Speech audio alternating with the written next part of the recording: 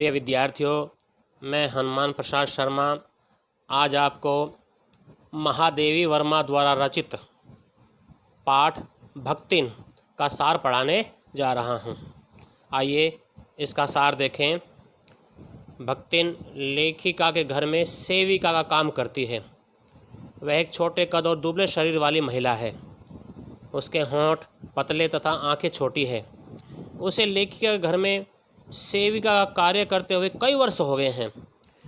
उसका वास्तविक नाम, जो उसका रियल नाम है, लक्ष्मीन अर्थात लक्ष्मी है, परंतु अपने दुर्भाग्य के कारण वह संसार के अधिकांश लोगों की भांति अपना नाम सार्थक नहीं कर पाई है।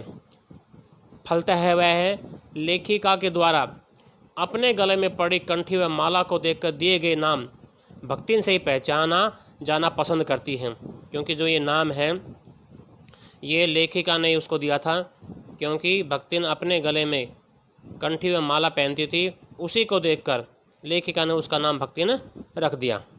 भक्तिन का जन्म इलाहाबाद के समीप गंगा तट पर स्थित एक प्रसिद्ध ऐतिहासिक स्थान झूसी में हुआ था, जहां प्राचीन काल में प्रतिष्ठानपुरी नाम की नगरी बसी हुई थी। वह अपने पिता की इकलौती पुत्री थी तथा उसका पालन पोषण सौतेली माता ने किया था। 5 वर्ष की छोटी ही आयु में उसके पिता ने उसका विवाह हंडिया ग्राम के एक संपन्न गोपालक के सबसे छोटे लड़के से कर दिया। गोपालक कहते हैं जो पशु रखते हैं, पशु पालते हैं, गाय पालते हैं, उनको गोपालक की संज्ञा दी जाती है। तो उस गोपालक के साथ इसका विवाह कर दिया। जब ये 9 वर्ष की हुई तो इसका गोना कर दिया गया।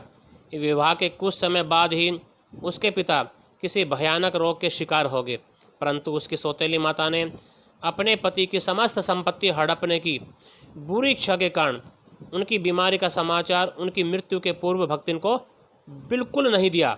भक्तिन की सास ने भी उसके पिता की मृत्यु का समाचार छिपाया तथा अपने पिता से मिल आने की बात कहकर उसे अपने मायके भेजा, परंतु वहां जाकर जब उसे सच्चाई का पता चलता है तो वह अपनी सौतेली माता के व्यवहार से दुखी हो उल्टे पांव अपने ससुराल लौट आई तथा अपने पति के समक्ष अपने पितृ शोक की व्यथा व्यक्त की। तो ये तो उसका जीवन का पहला भाग था। अब उसके जीवन का दूसरा भाग देखें। जीवन के दूसरे भाग में भी भक्तिन को सुख की अपेक्षा दुख ही अधिक मिला। उसके यहाँ एक के बाद एक 3 गौर वर्ण वाली पुत्रियां पैदा हुई, जबकि उसकी सास ने 3 पुत्रों को जन्म दिया था, और उसकी जेठानियां भी काग भूषुंडी जैसे काले एक एक पुत्र को जन्म दे चुकी थी। पुत्र को जन्म न देने के कारण उसे अपनी सास व जेठानियों की उपेक्षा सहन करनी पड़ती थी। इस कारण उसकी पुत्रियों के साथ परिवार में दुर्व्यवहार व पक्षपात भी किया जाता था।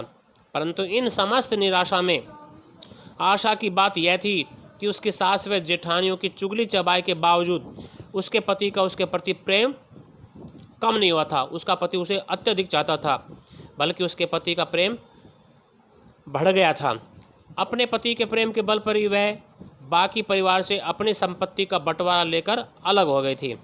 भक्तिन के खेत खलियान, अमराई के पेड़ मतलब आम के पेड़, पशु व कृषि ज्ञान तथा दंपत्ति की अथक मेहनत के कारण, दोनों ने मिलकर बहुत मेहनत की, दंपत्ति ने बहुत मेहनत की, तो अथक मेहनत के कारण वे अपने परिवार से अलग हो खुशहाल जीवन जीते थे।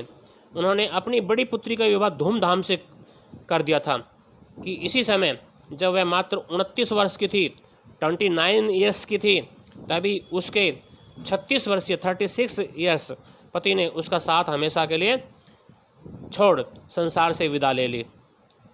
इस विषम परिस्थिति में उसके ससुर, अजिया ससुर और न जाने परिवार के कितने लोगों ने उसकी सहायता करने की अपेक्षा उसकी संपत्ति हड़पनी चाहिए, परंतु उसने अपनी दृढ़ता से अपने साथ यह अन्याय नहीं होने दिया। उसने पुनर्विवाह करने की अपेक्षा अपने केशों को कटवाकर, अपने बालों को कटवाकर, गले में कंठी धारण कर साध्वी रूप में जीने की दृढ़ प्रतिज्ञा कर ली। कुछ ही समय बाद उसने अपनी दोनों छोटी लड़कियों का विवाह कर उन्हें उनके ससुराल पहुंचा दिया तथा अपने बड़े दामाद को अपनी संपत्ति की देखभाल के लिए घर जमाई बनाकर रख लिया। उसके जीवन का तीसरा भाग देखें तो उसके जीवन का जो तीसरा भाग है उसमें भी दुर्भाग्य ने उसका पीछा नहीं छोड़ा। युवा अवस्था में पहुँचते पहुँचते उसकी बड़ी लड़की विधवा हो गई। भक्तिन के जेठों ने इस स्थिति का लाभ उठाना चाहा। उसके जेठ का लड़का उसकी विधवा लड़की के पुनर्विवाह के लिए अपने तीतर लड़ाने वाले साले को बुला लाया ताकि उनकी विवाह के साथ उनकी शादी कर दी जाए, तो उनके विवाह के साथ भक्तिन की समस्त संपत्ति पर उनका अधिकार हो जाए। परंतु भक्तिन की लड़की ने उस लड़के को नापसंद कर दिया। माँ बेटी स्वयं जी जान से अपनी संपत्ति की देखभाल करने लगी। एक दिन भक्तिन की अनुपस्थिति में वह तीतरबाज तथाकथित वर उसकी बेटी की कोठरी में घुस गया तथा अंदर से कुंडी बंद कर ली।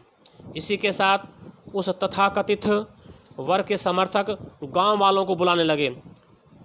इधर भक्तिन की लड़की ने उस तथाकथित वर की मरम्मत कर जब कुंडी खोली तो पंचों के लिए समस्या उत्पन्न होगी, क्योंकि वह तीतरबाज युवक कहता था कि वह निमंत्रण पाकर ही अंदर गया था, कि इसी ने मुझे बुलाया था तभी मैं अंदर गया था। जबकि भक्तिन की लड़की उसके गाल पर छपी अपनी उंगलियों के उभार दिखाकर उसके जबरन अंदर घुस आने की बात कह रही थी। पंचों ने समस्या का मूल कारण कलयुग को मानते हुए उन्हें पति पत्नी के रूप में रहने का आदेश दे दिया। साजिश के तहत हुए इसी विवाह के बाद तीतरबाज दामाद ने तीतर उड़ाने के रूप में भक्तिन की समस्त संपत्ति उड़ानी आरंभ कर दी। मजबूर होकर विवश होकर भक्तिन गांव में न रहकर शहर आ गई। उसने फैसला कर लिया कि वह अब गांव में नहीं रहेगी बल्कि शहर आकर काम करेगी और लेखिका के घर सेविका का कार्य जो कार्यभार था उसको संभाल लिया। इस प्रकार उसके जीवन का चौथा और संभवतः आखिरी जो परिच्छेद है, जो आखिरी भाग है, वो प्रारंभ हुआ। भक्तिन ने लेखिका को बताया कि वह रोटी पकाना, रोटी बनाना, दाल भात रांधना, सब्जी छोकना आदि सब घरेलू कार्य करना जानती है। अगले दिन अपना कार्य प्रारंभ करने से पूर्व भक्तिन ने प्रातःकाल स्नान किया तथा लेखिका की धूली धोती भी जल के छींटों से पवित्र करने के बाद धारण की, अर्थात पहन लिया। निकलते हुए सूर्य और पीपल को अर्घ्य दिया, 2 मिनट जप किया तथा रसोई की सीमा निश्चित कर अपना खाना बनाने का कार्य आरंभ किया। भक्तिन छूत पाक को मानने वाली स्त्री थी। लेखिका ने भी उसका मान रखते हुए उसकी इस आदत को स्वीकार कर लिया। भक्तिन द्वारा पकाया गया भोजन ग्रामीण स्तर का था, अतः जब लेखिका ने उसके पकाए भोजन को प्रश्नवाचक नज़रों से देखा तो उसने पहले तो लाल मिर्च, आमचूर की चटनी या गुड़ से रोटी खाने का प्रस्ताव रखा। फिर अपने पाक कला के संबंध में अपने परिवार वालों की प्रशंसा वाले मौखिक प्रमाण पत्रों का एक पूरा व्याख्यान लेखिका को दे डाला। कुछ समय बाद ही लेखिका भक्तिन के सरल स्वभाव व पाक कला से प्रभावित हो गई तथा अपनी आदतें भक्तिन के स्वभाव के अनुरूप परिवर्तित होते देखने लगी। दूसरी ओर शहरी चकाचौंध में आकर भी भक्तिन ग्रामीण ही बनी रही, कि शहरी जो रंग है उसके ऊपर नहीं चढ़ा बल्कि जो ग्रामीण जीवन है उसको वो जीती रही। भक्तिन में गुणों के साथ दुर्गुण भी थे, पर वह नरो व कुंजरो वा कहने में विश्वास नहीं करती थी। बच्चों, ये प्रसंग आता है महाभारत के युद्ध में, जब युधिष्ठिर कहता है गुरु द्रोण का वध करने के लिए भगवान श्री कृष्ण के कहने पर युधिष्ठिर ने सिर्फ एक बार झूठ बोली थी कि युद्ध के समय जब युद्ध के नंगाड़े बज रहे थे, युद्ध शोरगुल था, तो युधिष्ठिर ने एक बार झूठ बोली थी कि अश्वत्थामा मारा गया, पता नहीं वह नर था या कुंजर, कुंजर कहते हैं हाथी, पता नहीं हाथी था। तो ये उस प्रसंग में कहा गया है। तो नरो व कुंजरो व कहने में भी भक्ति ने विश्वास नहीं करती थी। वह लेखिका के इधर उधर पड़े हुए पैसे रुपये भंडार घर की किसी मटकी में रख देती थी तथा अपने सरल स्वभाव के कारण इसे चोरी नहीं समझती थी, इसे चोरी नहीं मानती थी। वह लेखिका का क्रोध शांत करने के लिए बात को इधर उधर झूठ बोलने में भी बड़ी कुशल थी। शास्त्र का प्रश्न भी वह अपनी सुविधा के अनुसार सुलझा लेती थी। वह हर बृहस्पतिवार को एक दरिद्र नापित कहते हैं नाई को, दरिद्र गरीब, एक दरिद्र नापित के गंगा जल से धुले उस्तरे से अपने बालों का नियम पूर्वक मुंडन करवाती थी। वह अपनी अनपढ़ता को लेखिका की पढ़ाई लिखाई पर अभिमान करके सहजता से छिपा लेती थी। एक बार लेखिका ने अपने सब काम करने वालों को अपने हस्ताक्षर सीखने के लिए कहा। तब बाकी सब ने तो अपने हस्ताक्षर करना सीख लिया, परंतु उसने कहा कि उसकी मालकिन दिन भर पढ़ती है, यदि वह भी पढ़ने लगे तो घर के काम कौन करेगा, घर का काम कौन संभालेगा।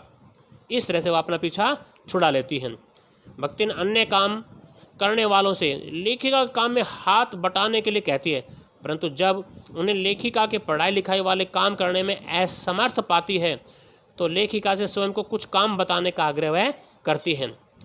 वह कभी उत्तर पुस्तकों को बांधकर, कभी अधूरे चित्र को कोने में रखकर, कभी रंग की प्याली धोकर, कभी चटाई को आंचल से झाड़कर लेखिका को सहायता पहुंचाती हैं। वह लेखिका की प्रकाशित हर पुस्तक में अपनी सहायता का अंश खोजती हैं। ये उसकी विशेषता है।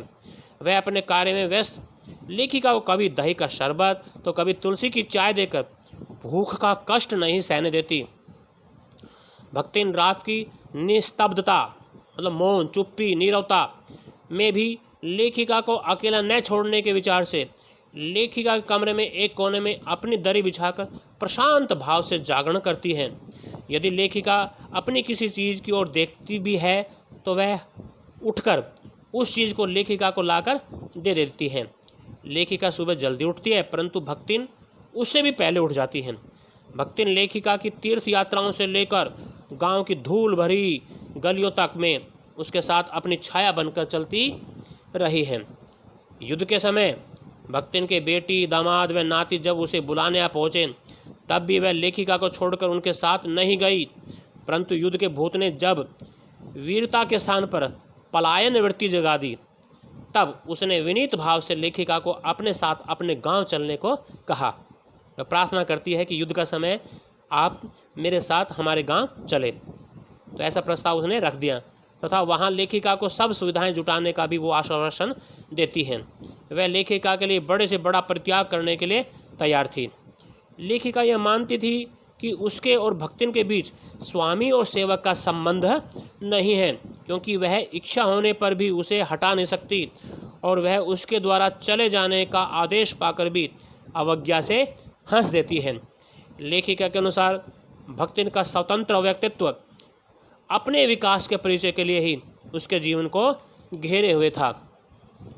अपने सरल स्वभाव के चलते भक्तिन छात्रावास की बालिकाओं के लिए चाय बना देती है तो कभी लेखिका के लिए बने नाश्ते का स्वाद भी चख लेने देती है। लेखिका के परिचितों और साहित्यिक बंधुओं के प्रति उसके सम्मान की मात्रा लेखिका के प्रति उनके सम्मान की मात्रा पर निर्भर करता है। कहने का अभिप्राय कि जो लेखिका का मान सम्मान करते हैं उन्हीं का वो मान सम्मान करेगी। तो ये सब उनके सम्मान की मात्रा पर ही निर्भर करता है। वह लेखिका के परिचितों में से किसी को उसके आकार प्रकार, किसी को वेशभूषा तो किसी को उसके नाम के अपभ्रंश द्वारा याद रखती हैं।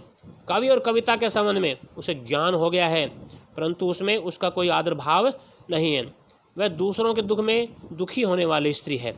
यही कारण है कि जब किसी विद्यार्थी को किसी कारण जेल जाना पड़ता है तो वह व्यथित होती है, वह दुखी हो जाती हैं। वह जेल में वैसे ही डरती है, वह जेल में जाने से वैसे डरती है जैसे यमलोक से। लोग उसे लेखिका के जेल जाने की संभावना बता बताकर चिढ़ाते हैं, परंतु वह जेल में भी लेखिका का साथ देने को तैयार है।